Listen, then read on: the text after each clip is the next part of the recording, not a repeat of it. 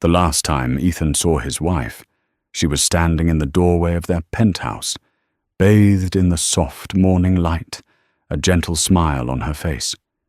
She was 6 months pregnant with their first child, and to him, she was the perfect picture of domestic bliss. He blew her a kiss, promised he wouldn't be late, and walked out of her life forever. He just didn't know it yet.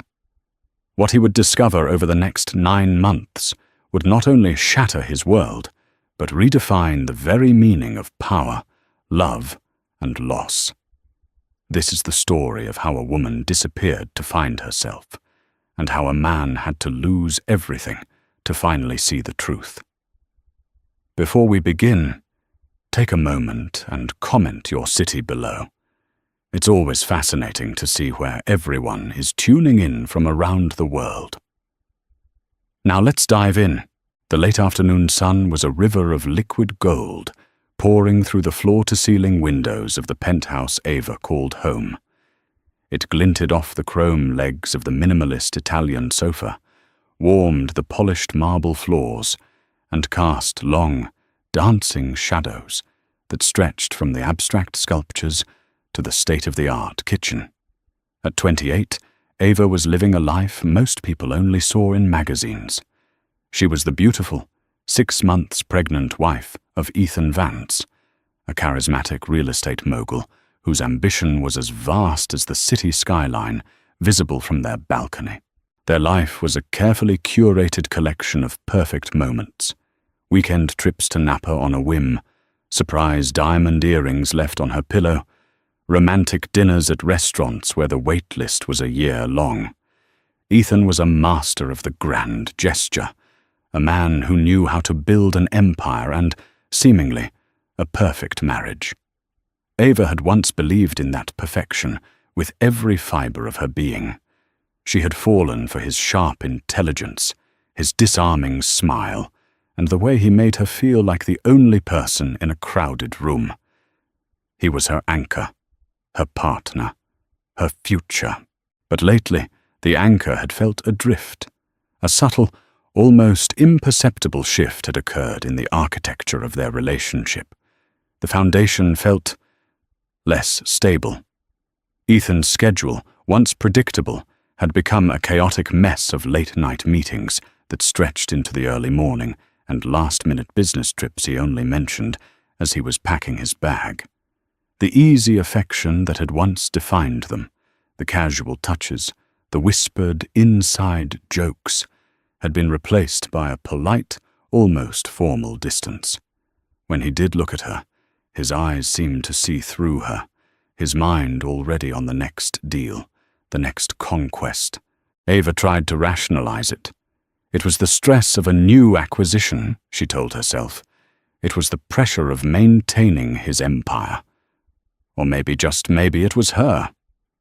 Pregnancy had made her more sensitive, her emotions a turbulent sea of hormones. She found herself scrutinizing his every word, every glance, searching for cracks in a facade she desperately wanted to remain flawless. Was she just being a cliché? The needy, hormonal, pregnant wife? The thought made her cringe. Determined to bridge the growing chasm between them, she doubled her efforts. She became the epitome of the loving, supportive wife. She cooked his favorite meals, even when the smell made her morning sickness flare. She left little notes in his briefcase, filled with words of encouragement and love. She'd send him sonogram photos of their unborn son, tiny black and white images of a future she was building for them, for their family. "Look at his little hands, E," she'd text, her heart swelling with a love so fierce it almost hurt. "He's waving at you." His replies were always delayed, always brief. "Amazing, eh? Can't wait to meet him." The words were right, but the feeling was wrong. They were hollow, like echoes in an empty room. One evening she waited for him, a pot of his favorite bolognese simmering on the stove. The clock ticked past 8, then 9, then 10. She called his cell. It went straight to voicemail. She texted. No reply. Just after 11, he walked in, smelling faintly of a perfume that wasn't hers and the stale chill of the city night. Sorry, babe, he said, loosening his tie as he breezed past her. The Henderson deal is a monster. I'm completely drained. He didn't kiss her. He didn't even look at the beautifully set table. He just headed for the shower, leaving her standing alone in the kitchen, the scent of his infidelity hanging in the air, more potent than the aroma of her carefully prepared meal. She stood there for a long time, one hand resting protectively on her swollen belly. The baby kicked, a small, insistent flutter against her palm. It was a reminder of the life she was nurturing, a life she had to protect. In that moment, surrounded by the opulent emptiness of her perfect life, Ava felt a cold dread seep into her bones. This wasn't just hormonal overreaction. This was real. The beautiful dream she had been living was fraying at the edges, and she was terrified of what would happen when it finally unraveled completely. She had to know the truth, even if it destroyed her. The decision was impulsive, born from a desperate need to reclaim a piece of the man she was losing. For days, the distance between them had grown into a silent, yawning canyon. Ethan was a ghost in their home, a phantom who left behind the scent of expensive cologne and a lingering sense of unease. Ava knew she couldn't endure another night of feigned normalcy, of sitting across a dinner table from a stranger wearing her husband's face. She needed to do something, to make a gesture so undeniably loving that it would have to break through the wall he had built around himself. So, on a Tuesday evening, with a relentless, dreary rain lashing against the windows of the penthouse, she decided to surprise him. She packed a gourmet dinner in an insulated bag, roast beef sandwiches on ciabatta, a thermos of hot tomato soup, and the chocolate lava cakes he adored. It was a callback to their early dating days, when they were young and broke, and a shared meal in his cramped office felt more intimate than any five-star restaurant. She wanted to remind him of that, of the time when they were just Ava and Ethan, before the millions and the penthouse and the suffocating weight of expectations. The drive downtown was a blur of slick, glistening streets and the rhythmic thump of the windshield wipers, each sweep a metronome counting down to a moment she couldn't yet comprehend. The Vance Tower was a sleek, imposing monolith of glass and steel, a monument to Ethan's ambition. The lobby was mostly deserted, the security guard giving her a familiar nod as she headed for the private elevator that went directly to the executive floor. The 30-second ride felt like an eternity. With each ascending floor, her anxiety tightened its grip. What if he was annoyed? What if this was a stupid, desperate move? She pushed the thoughts away, clutching the dinner bag like a shield. She was his wife. She was carrying his child. She had every right to be here. The elevator doors opened to a hallway of hushed, expensive silence. The plush carpet absorbed the sound of her footsteps. Most of the offices were dark, but a sliver of light escaped from under the door at the far end of the hall, Ethan's office. As she drew closer, she heard it. A sound that didn't belong in the sterile, professional quiet of the corporate floor. Laughter. A woman's laughter, light and unrestrained, followed by Ethan's deeper, rumbling chuckle. Ava's heart hammered against her ribs. She slowed her pace, her breath catching in her throat. She crept the last few feet to the door, which was slightly ajar. Peeking through the narrow opening, the world tilted on its axis. Ethan wasn't at his desk, buried in paperwork. He was on the plush leather sofa that faced the window, the city lights a glittering backdrop to his betrayal. And he wasn't alone.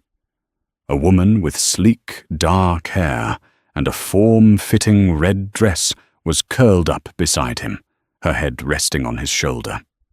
It was Sienna, his new head of marketing, a woman Ava had met briefly at a company event, a woman whose sharp ambition she had noted with a flicker of professional admiration. But this was not professional. Ethan's arm was wrapped around her, his fingers toying with a strand of her hair. He leaned in and whispered something in her ear, and Sienna laughed again, tilting her head back to look at him. The look that passed between them was not one of fleeting attraction or a drunken mistake. It was a look of deep, settled intimacy, of devotion. He looked at Sienna the way he used to look at her. Ava felt the air leave her lungs in a silent, ragged gasp. The dinner bag suddenly felt impossibly heavy, its warmth a cruel mockery of the cold that was spreading through her veins. She saw Sienna reach up and trace the line of his jaw with a perfectly manicured finger, a gesture of ownership so casual, so confident, it made Ava's stomach clench. She backed away from the door, her movements stiff and robotic. She didn't make a sound. She didn't run. She didn't cry. Not yet. A strange, chilling clarity washed over her. The shock was so profound it transcended pain, leaving behind a hollow, ringing numbness. This wasn't just an affair. This was a replacement. He hadn't just found another woman. He had found another life, one that didn't include her or their unborn child. She turned and walked back down the long, silent hallway, her reflection a ghostly figure in the polished glass walls. She stepped into the elevator, the dinner bag still clutched in her hand, and pressed the button for the lobby. As the door slid shut, sealing her in with the devastating truth, she finally looked down at the bag. The dream of their future, of their family, wasn't just broken. It was a lie, and she had been the only one living it. The descent back to the ground floor was the beginning of a much longer, much deeper fall. The night was a sleepless, suffocating blur. Ava lay in their king-sized bed, the space beside her cold and empty, until Ethan finally slipped in sometime after 2 a.m., his breathing heavy with the scent of another woman's perfume and a day's worth of lies. She didn't move. She didn't speak. She just lay there, her eyes wide open in the darkness, her hand resting on her belly, feeling the rhythmic, innocent kicks of the child who was tethered to a life built on deceit. The image of Ethan and Sienna on that sofa was seared into her mind, a looping, silent film of betrayal that played over and over again. The next morning, she tried. For the sake of the child, for the sake of the vows she had once believed in, she made one last, desperate attempt to salvage the wreckage. She found Ethan in the kitchen, already dressed in a crisp suit, scrolling through emails on his phone as he sipped his espresso. "Ethan, we need to talk," she said, her voice surprisingly steady, though her insides were trembling. He glanced up, a flicker of annoyance crossing his features before he smoothed it over with his usual charming smile. "Morning, beautiful. Can it wait? I've got back-to-back meetings starting at 8. The Henderson deal is at a critical stage." "No, it can't wait," she insisted, stepping in front of him, blocking his path to the door. "This is important," he sighed, a sound of pure, unadulterated impatience. "Ava, whatever it is, we can discuss it tonight. I promise. I'll be home early." He leaned in to kiss her cheek, a perfunctory, dismissive gesture. "Don't stress, okay? It's not good for the baby," and that was it. The casual, condescending way he used their child as a tool to manage her, to silence her, was the final, brutal blow. In that instant, something inside her snapped. The heartbreak, the shock, the grief. It all coalesced into a cold, hard diamond of resolve. She realized with chilling certainty that there was nothing he could say that would fix this. An apology would be a lie. A promise would be an insult. The trust that had been the bedrock of their marriage was not just cracked, it was pulverized into dust. You couldn't rebuild on dust. As he walked out the door, blowing her a careless kiss, Ava didn't see her husband anymore. She saw a stranger, a very convincing actor who had played the part of a loving husband while living a double life, and she would not be his audience for one more day. The decision to leave wasn't a dramatic, tear-filled choice. It was a quiet, logical conclusion. She couldn't raise her child in a house filled with lies. She couldn't let her son grow up thinking that what his father did was acceptable, that love was disposable. She had to protect him, and to do that, she had to disappear. The rest of the day, she moved with a strange, detached efficiency. The grief was still there, a heavy stone in her chest, but it was now overlaid with a sense of purpose. She sat at her laptop, not shopping for designer baby clothes, but researching small, forgotten towns on the coast, places where a person could be anonymous, where the sea could wash away the past. She contacted a distant cousin she hadn't spoken to in years, a woman who lived a quiet life in Oregon, and asked vague questions about the Pacific Northwest. She began to quietly extract herself from the life Ethan had built for her. She went to the bank and withdrew a few $1,000s in cash, a small enough amount not to raise any red flags. She sorted through her belongings, packing a single, nondescript duffel bag with only the most essential items: comfortable clothes, a few cherished books, the prenatal vitamins she never missed, and a small, worn teddy bear that had been hers as a child. Everything else, the designer handbags, the expensive jewelry, the life she had once treasured, she left behind. It was all just part of the set, props in a play she was no longer a part of. Her final act was the most painful. She walked into their bedroom and took the large, silver-framed wedding photo from the nightstand. It was a picture of them on a beach in Bali, both of them sun-kissed and laughing. The picture of happiness. With numb fingers, she opened the back of the frame, slipped the photo out, and tore it in half. The sound of the ripping paper, a final, definitive severing of their bond. She left the empty frame on the nightstand, a silent, stark testament to what he had broken. She hid the packed duffel bag in the back of her closet, behind a row of evening gowns she would never wear again. As she looked around the silent, opulent penthouse, she felt a profound sense of detachment. This wasn't her home anymore. It was a gilded cage, and she had just found the key. She would wait for the right moment, a time when he was away on one of his business trips, and then she would walk out the door and never look back. She wasn't running away.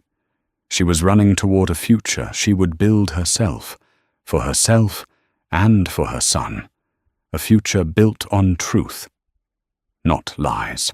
Ethan came home 2 days later, humming a tune from a commercial he'd heard on the radio. He was riding high. The Henderson deal had been a massive success, a testament to his prowess, and he'd spent the last 48 hours celebrating with Sienna in a boutique hotel, a celebration that had solidified their secret partnership in both business and pleasure. He walked into the penthouse, expecting to find Ava on the sofa, probably asleep with a book on her lap, ready to be placated with a story about his grueling work trip and a gift from the airport. Instead, he was met with an unsettling silence. The apartment was immaculate, too neat. There were no magazines on the coffee table, no half-empty glass of water on the counter. It felt sterile, like a hotel room that had just been cleaned. "Ava?" he called out, his voice echoing slightly in the vast space. No answer. He walked into the bedroom. The bed was perfectly made. He checked the closet. A significant portion of her clothes was gone. Not the expensive gowns or designer suits, he noted with a strange sense of relief, but her everyday things: jeans, sweaters, comfortable shoes. He walked into the bathroom. Her toothbrush was missing, along with her favorite face wash, And the prenatal vitamins she was so diligent about. A flicker of irritation sparked within him. Was this some kind of game? A dramatic, passive-aggressive punishment for his absence? He pulled out his phone to call her, ready to deliver a lecture on her childish behavior.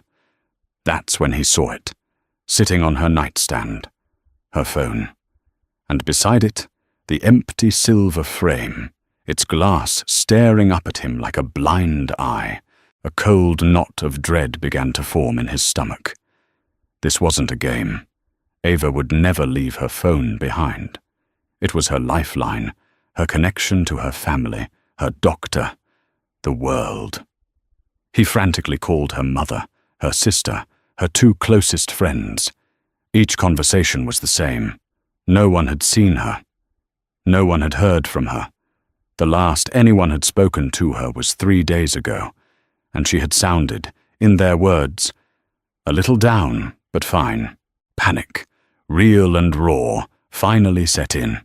He called the police, his voice a convincing performance of a distraught husband on the edge of collapse.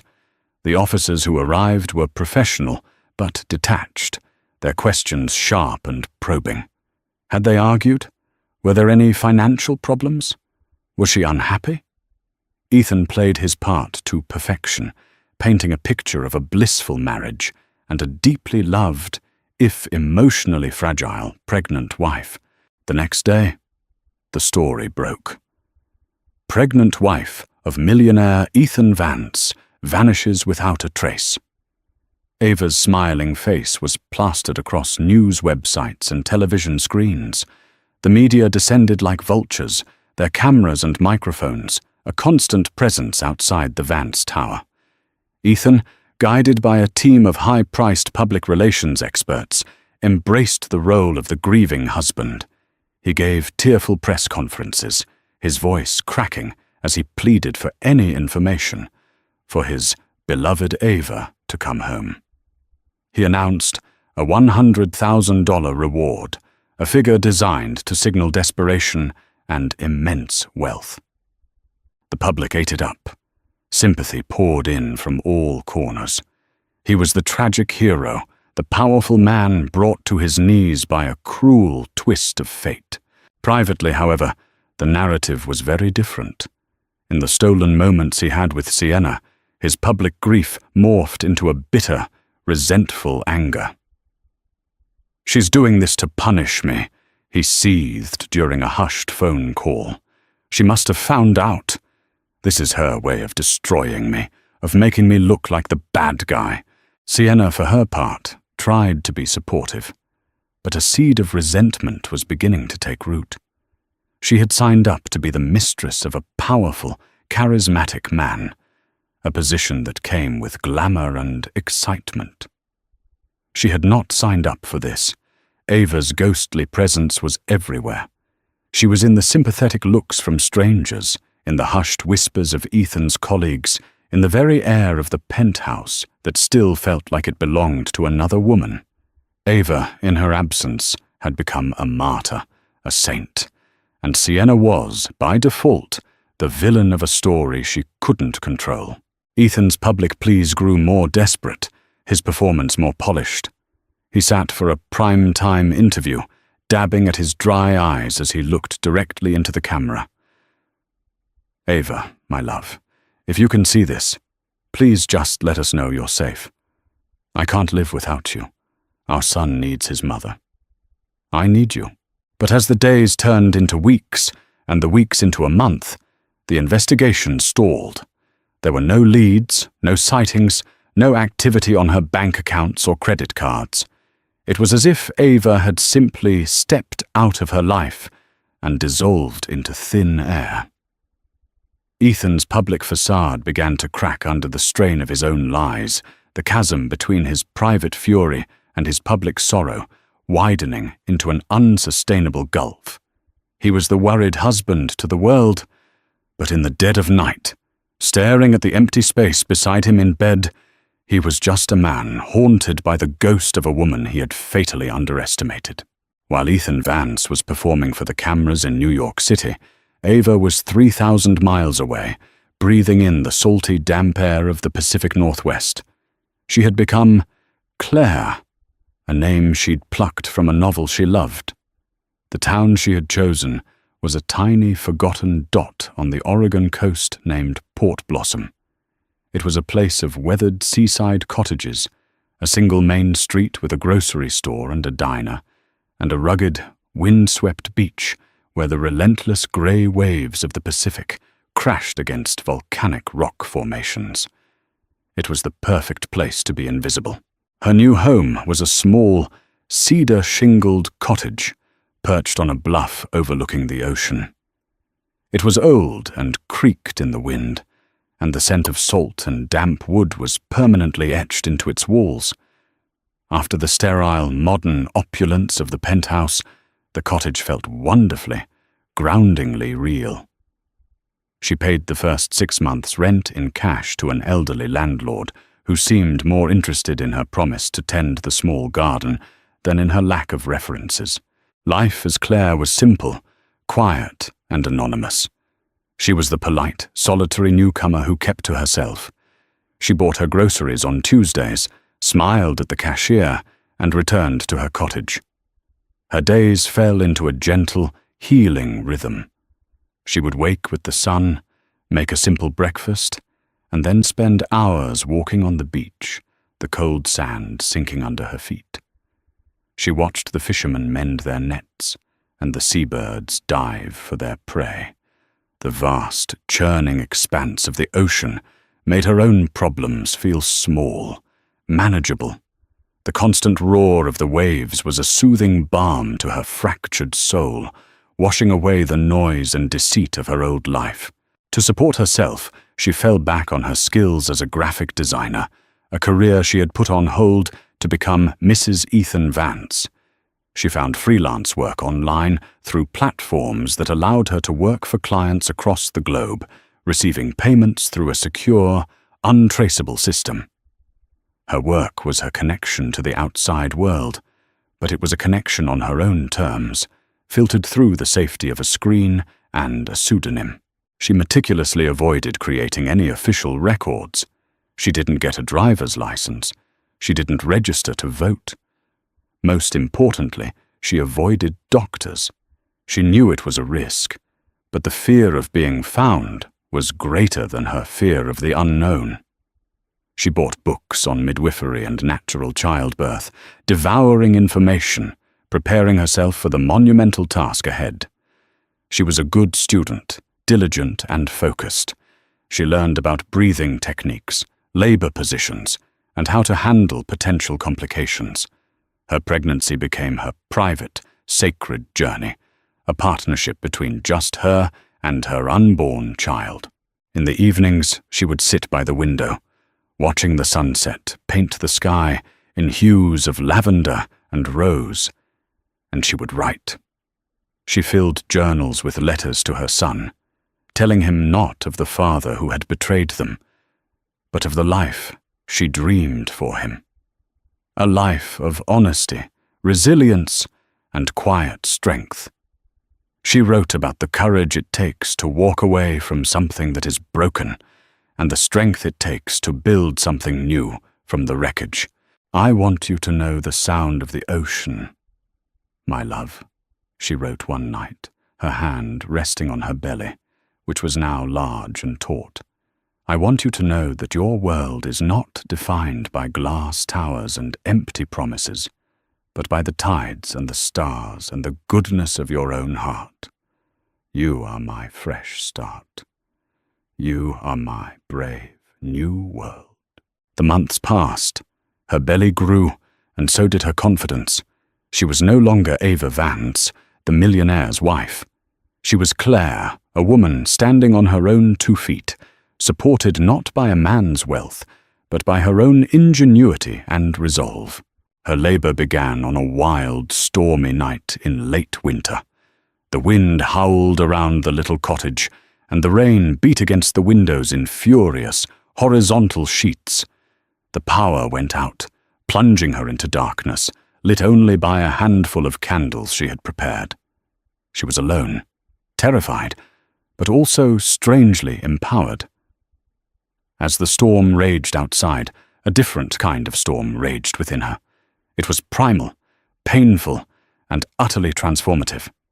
There were no doctors, no nurses, no husband holding her hand.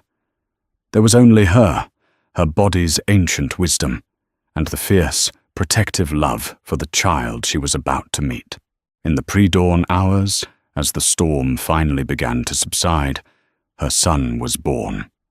She pulled him onto her chest, his tiny, warm body slick against hers, and his first cry mingled with the sound of the receding waves.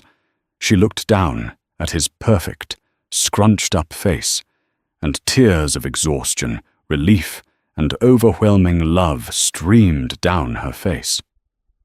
She had done it. She had brought him into the world, safely, on her own terms. She named him Noah, a name that meant rest and comfort. He was her ark in the storm, her promise of a new beginning.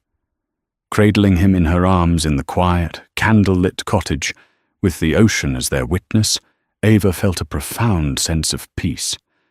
She had been erased, but in her place, a new woman had been born. A mother, a survivor, a force to be reckoned with. In the months following Ava's disappearance, Ethan's carefully constructed world began to unravel, thread by insidious thread. He had always seen himself as the sole architect of his success, the visionary, the deal-maker. He had viewed Ava as a beautiful, supportive accessory to his life, the person who managed the trivial domestic details so he could focus on the important work of building his empire. He had never understood that she was not just an accessory. She was the foundation. Ava had been the silent, invisible force behind his polished public persona. She was the one who remembered his clients' birthdays and their wives' favorite flowers. She was the one who seamlessly organized the charity dinners and corporate galas that were crucial for networking, ensuring every detail was perfect, from the seating charts to the wine pairings. She was the one who managed their social calendar with the precision of a military strategist, creating the effortless illusion of a man who had it all. Without her, the cracks began to show.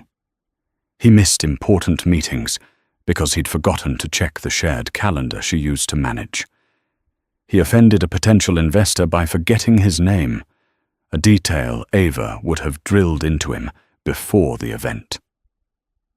Deals that had once seemed certain began to falter, his legendary Midas touch seemingly deserting him.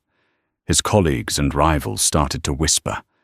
The disappearance of his wife was a tragedy, yes, but the subsequent decline in his business acumen was a weakness, and in their world, weakness was blood in the water. The rumors about his affair with Sienna, once hushed speculation, began to gain traction. A disgruntled former assistant, fired by Ethan in a fit of rage, leaked details of his frequent, late-night meetings with his head of marketing. The story didn't make the mainstream news, but it circulated with venomous speed through the tight-knit circles of New York's business and social elite. The public sympathy that had once been his shield began to erode, replaced by a cynical, knowing suspicion. He was no longer the tragic hero. He was becoming a pariah. His relationship with Sienna, which had been a thrilling escape, soured into a toxic codependency. Sienna had been attracted to the powerful, confident titan of industry. The man she was now living with was a shell of that person, irritable, paranoid, and obsessed with his missing wife. She had moved into the penthouse, a move she had once dreamed of, but it felt like she was squatting in a museum dedicated to Saint Ava. Ethan refused to get rid of Ava's things. Her clothes still hung in the closet, her books were still on the nightstand, her perfume still lingered faintly in the air. Sienna felt like a ghost haunting another woman's life. She resented Ava's lingering, sainted presence. She resented the pitying looks she received from people who knew or suspected her role in the marriage's demise. And most of all, She resented Ethan's growing inability to separate her from his downfall. "If you hadn't been so careless, she might never have found out," he snarled at her one night after losing a major contract. "I was careless," Sienna shot back, her voice dripping with scorn. "You were the one married, Ethan. You were the one who lied to her every single day. This is not my fault. This is the mess you made." The arguments became more frequent, more vicious. The glamour of the affair had faded, revealing the ugly reality beneath. A relationship built on deceit and convenience could not withstand real pressure.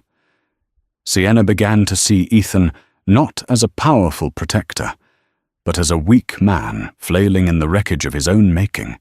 His wealth, which had once been a powerful aphrodisiac, now seemed like a hollow compensation for the hollowness of his character. She started quietly sending out her resume, building her own exit strategy. She had hitched her wagon to a falling star, and she was smart enough to know when it was time to unhitch it. Ethan, meanwhile, was trapped in a downward spiral of his own making. He drank more, slept less. He would find himself wandering through the silent, cavernous penthouse at night, touching the things Ava had left behind. A strange mix of fury and a longing so profound it felt like a physical ache. He had thought he could have it all, the devoted wife and the exciting mistress. He had believed he was in control. Now he was losing everything, and he couldn't understand why. He had fatally miscalculated the value of what he'd had, and the true cost of his betrayal was only just beginning to come due. The Silver Hope Gala was the crown jewel of New York's philanthropic season, a glittering affair where the city's old money and new power collided. For Ethan, it was more than a party. It was a lifeline. His business was bleeding, his reputation was in tatters, and he desperately needed to secure new investors. He needed to project an image of stability and strength, to remind the world that he was still Ethan Vance, the man who could move mountains. He arrived alone, Sienna having finally and officially left him the week before, a departure that felt less like a heartbreak and more like another asset being liquidated. He moved through the opulent ballroom, a glass of champagne in hand, forcing a smile, shaking hands, his eyes scanning the crowd for potential backers. He felt a bead of sweat trickle down his back. The vultures were circling. He could feel their eyes on him, their whispers following him like a shadow. And then the room went quiet. Not a sudden, dramatic silence, but a slow, rolling wave of stillness that started at the grand entrance and spread through the crowd. Heads turned. Conversations faltered. Ethan turned, annoyed at the distraction, and his world stopped. Standing in the arched doorway, framed by the light, was Ava. But it wasn't the Ava he remembered. The soft, accommodating woman he had taken for granted was gone. In her place stood a goddess. She was radiant, dressed in a breathtaking emerald green gown that clung to her curves, her hair styled in elegant waves, her face illuminated by a serene, unshakable confidence. She looked powerful. She looked magnificent. And she was not alone. Cradled in her arms, wrapped in a soft cashmere blanket, was a beautiful baby boy with a tuft of dark hair and his mother's calm, observant eyes. Ethan felt the champagne glass slip from his numb fingers, shattering on the marble floor with a sound that seemed to echo the shattering of his own composure. It was her. After 9 months of silence, of nothing, here she was, looking like she had just stepped out of a dream, his dream, the one he had destroyed. Before he could move, before he could even process what he was seeing, several of the city's most influential figures, the very people Ethan had been desperate to impress, converged on Ava. There was Jonathan Sterling, the revered head of the gala's charitable foundation, who greeted her with a warm, paternal kiss on the cheek. There was Eleanor Vance, no relation, but the matriarch of one of New York's oldest families, who cooed over the baby. A murmur rippled through the crowd as the realization dawned. Ava wasn't just a guest. A quick glance at the event program in a nearby guest's hand confirmed the unthinkable. Under the list of the Foundation's board members was a new name, Ava Dubois, her mother's maiden name. She had not only survived, she had ascended. The position on that board was something Ethan had coveted for years, a seat that guaranteed access and influence, and she had taken it. She moved through the room with an effortless grace, politely ignoring Ethan's very existence.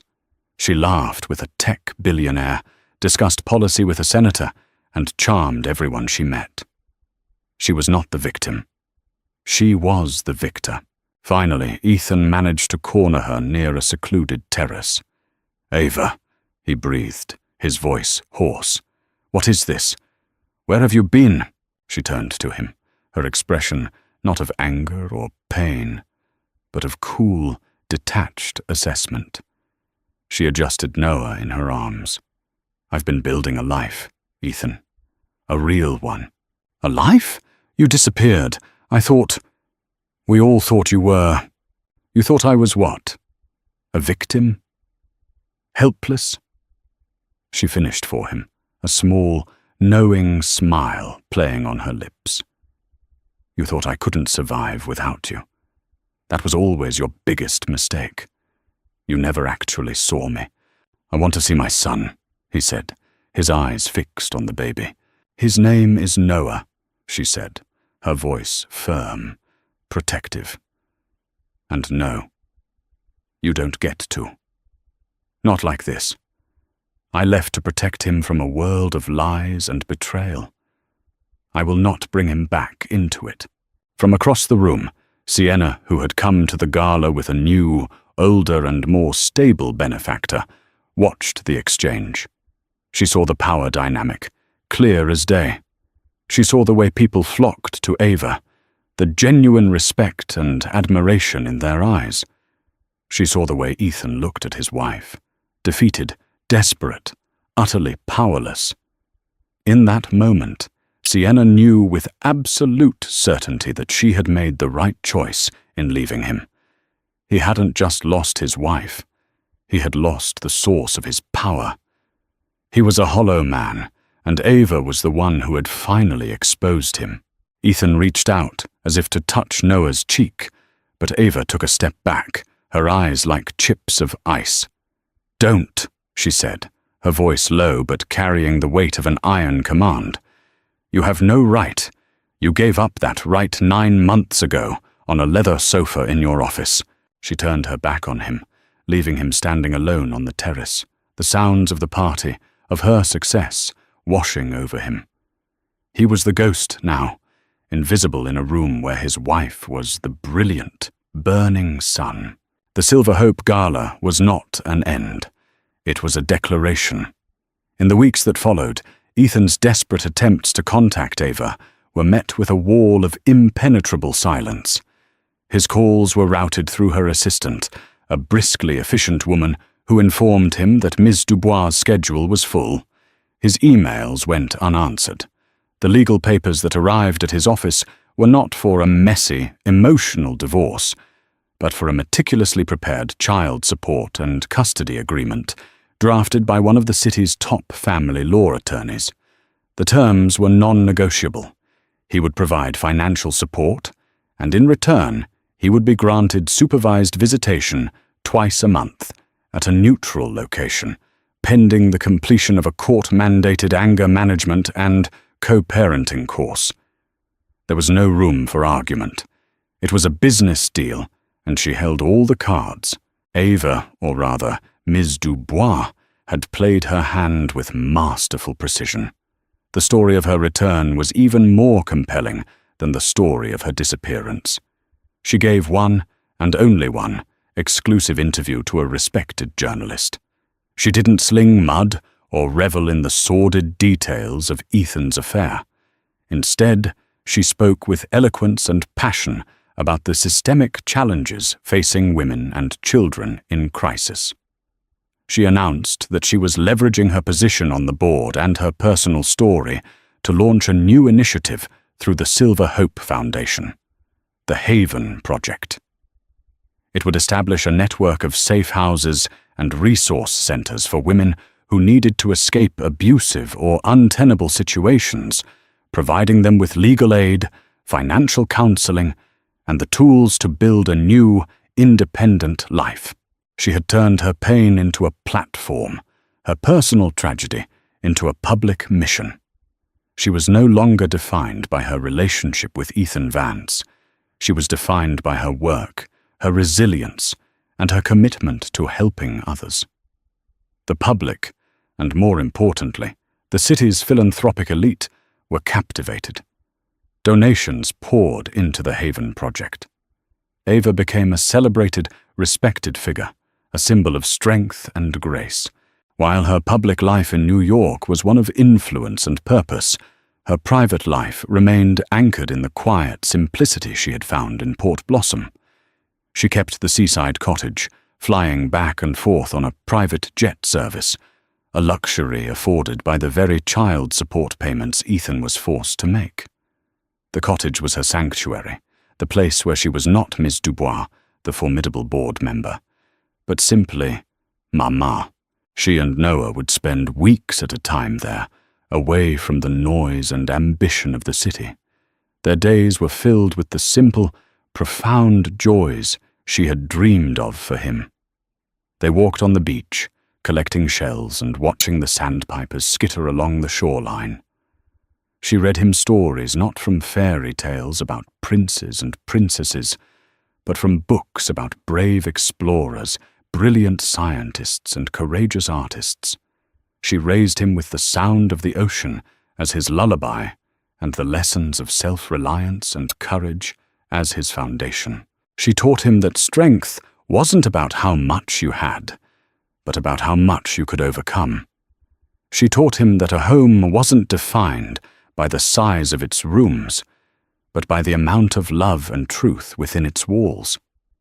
She was building a life of balance and meaning, a life that seamlessly blended the power she wielded in a New York boardroom with the peace she found on a remote Oregon beach.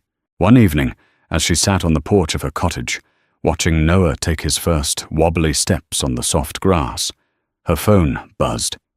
It was a text from an unknown number. "I'm sorry," it read. "I know it's too late, but I am so sorry for everything." It was from Ethan.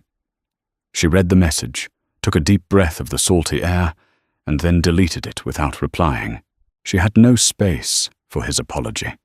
It was a ghost from a life that no longer belonged to her. Her triumph was not in his regret, but in her own freedom. Vanishing had saved her. Returning had proved her strength. But this quiet, peaceful, authentic life she had built for herself and her son. This was her lasting victory. A year after the gala, Ethan sat alone in the sterile, minimalist living room of a new, smaller apartment. The penthouse, with its ghosts and memories, had been sold at a loss. His company, once a titan, had been forced into a merger, and he was now just a senior executive with a fancy title and little real power, a relic of a bygone era of unchecked ambition. Sienna was a distant memory, her face occasionally smiling out from the society pages, always on the arm of someone more stable, more powerful. He was scrolling through a business journal on his tablet when he saw her. It was a cover story. Ava Dubois, the visionary behind the Haven Project. The photo was of Ava, standing on a bluff overlooking the ocean, the wind catching her hair. She wasn't smiling for the camera. She was looking out at the horizon, a look of serene, unshakable purpose on her face. Noah, now a sturdy toddler, was holding her hand, looking up at her with pure adoration. He read the article, every word a fresh stab to his ego. It detailed the incredible success of her foundation, the lives she had changed, the powerful network she had built. It quoted senators, CEOs, and philanthropists, all praising her vision, her tenacity, her grace. The article mentioned him only once, in a single brutal sentence. Ms. Dubois, formerly married to real estate developer Ethan Vance, has channeled her personal experiences into a powerful force for social change. Formerly married. A footnote in her story. He leaned back, the tablet falling onto the cushion beside him. For months, he had been consumed by what he had lost. His company, his status, his money. But looking at that picture, at the woman she had become, and the son he barely knew, he finally understood the true depth of his loss. He hadn't just lost a wife. He had lost a partner whose quiet strength had been the invisible scaffolding of his entire life. He had lost a woman of incredible substance and resilience, a woman he had been too arrogant and too blind to truly see. He had seen her as a beautiful possession, a reflection of his own success, when in reality, she had always been the source of a light he had foolishly believed was his own. His supervised visits with Noah were stiff, awkward affairs. The boy was polite but distant, a stranger who shared his DNA but not his life. Noah's world was one of love, truth, and the sound of the ocean, a world built by his mother, a world from which Ethan was permanently exiled. He was just a visitor, a brief, twice-monthly interruption in a life that was full and happy without him. He finally understood that losing someone who is willing to walk away, to erase themselves and start anew, is to lose a part of yourself you can never get back. He had thought he was the sun, and she was a planet orbiting him. He was wrong. She was her own universe, and he had been just a passing comet, burning bright and then fading into the vast, indifferent darkness. The realization offered no comfort, no redemption. It was just the cold, hard, and inescapable truth, the final, crushing weight of his own choices. And there you have it, a story of betrayal, resilience, and the incredible power of a woman who refused to be broken. Ava's journey from a gilded cage to a life of true freedom shows us that our greatest strength is often forged in our deepest pain. What did you think of her incredible transformation? Could you have predicted her stunning return? We'd love to hear your thoughts in the comments below. If this story moved you, please give it a thumbs up, share it with someone who needs to hear it, and don't forget to subscribe for more powerful stories of love, loss, and redemption. Thank you for watching.